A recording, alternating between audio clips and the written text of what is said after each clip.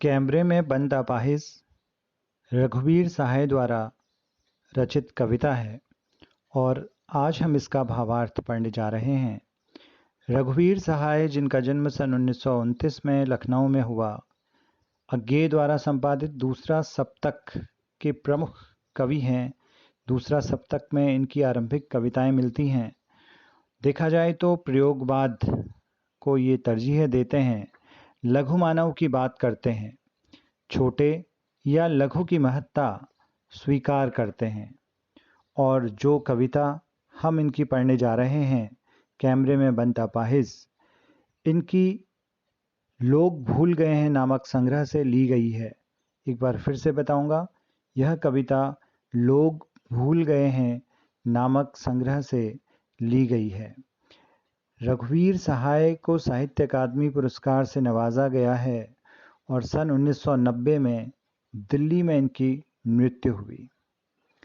रघुवीर सहाय समकालीन हिंदी कविता के संवेदनशील शहरी चेहरे हैं। सड़क, चौराहा, दफ्तर, अखबार, संसद, बस, रेल और बाजार की स्पष्ट भाषा में उन्होंने कविताएं लिखी। जातीय या वैयक्तिक स्मृतियां उनके यहाँ नहीं के बराबर हैं। दोनों पांव उनके वर्तमान में ही गड़े हैं। इस कविता को शारीरिक चुनौती झेलते लोगों के प्रति संवेदनशील नज़रिया अपनाने के लिए प्रेरित करते हुए एक पाठ के रूप में भी देखा जा सकता है। यह कविता अति संवेदनशील है और अत्यंत साधारण और अनायास सी प्रतीत होने वाली शैली में समाज की दारुण विडंबनाओं को पकड़ने की जो कला रघुवीर सहाय की कविताओं में मिलती है, उसका एक प्रतिनिधि उदाहरण यह कविता है।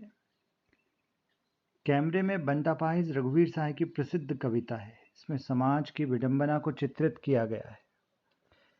शारीरिक चुनौती को झेलते हुए व्यक्ति से टेलीविज़न कैमरे के सामने किस तरह के सवाल पूछे जाएंगे और कार्यक्रम को सफल बनाने के लिए उससे कैसी भंगिमा की अपेक्षा की जाएगी, इसका लगभग सपाट तरीके से बयान करते हुए कवि ने एक तरह से पीड़ा के साथ दृश्य संचार माध्यम के संबंध को रेखांकित किया है। सहाय जी की यह कविता टेलीविज़न स्टूडियो के भीतर की दुनिया को उभारती है, लेकिन यह आवश्यक नहीं है कि सिर्फ टेलीविज़न माध्यम से जोड़कर देखा जाए। अपनी व्यंजना में यह कविता हर ऐसे व्यक्ति की ओर इशारा करती है जो दुख, दर्द, यातना, वेदना को बेचना चाहता है। इसमें सबसे महत्वपूर्ण बात मैं आपको बताऊं कि टेलीविज़न जो आजकल बात करते हैं टीआरपी की, सभी लोग टीआरपी के लिए किस किस तरह के कार्यक्रम दिखाते हैं, आप इससे अच्छी तरह वाकिफ़ हैं। टीआरपी यानी टेलीविज़न रेटिंग पॉइंट, कई सारे टेलीविज़न इसके लिए सर्वे भी कराते हैं और या फिर इसके लिए एक डिवाइस भी लगाई जाती है बड़े शहरों में, जिससे पता लगता है कौन सा चैनल ज़्यादा देखा गया। हाल ही में आपने कई न्यूज़ चैनलों में देखा होगा, दिखाते हैं कि हमारा इस हफ्ते में टीआरपी में हम सबसे ऊपर रहे। तो सभी लोग टीआरपी के लिए मीडिया वाले काम कर रहे हैं। टेलीविज़न रेटिंग पॉइंट जिसे हम बोलेंगे, इलेक्ट्रॉनिक मीडिया की मैं खास तौर पे बात कर रहा हूँ। हालांकि प्रिंट मीडिया में भी प्रसार को देखा जाता है, लेकिन इलेक्ट्रॉनिक मीडिया ज़्यादा इसको महत्व देता है टीआरपी, और ज़्यादा से ज़्यादा टीआरपी लेने की उनमें होड़ मची रहती है। देखा जाए, खबर को जल्दी से जल्दी दिखाने की इलेक्ट्रॉनिक मीडिया में होड़ मची रहती है।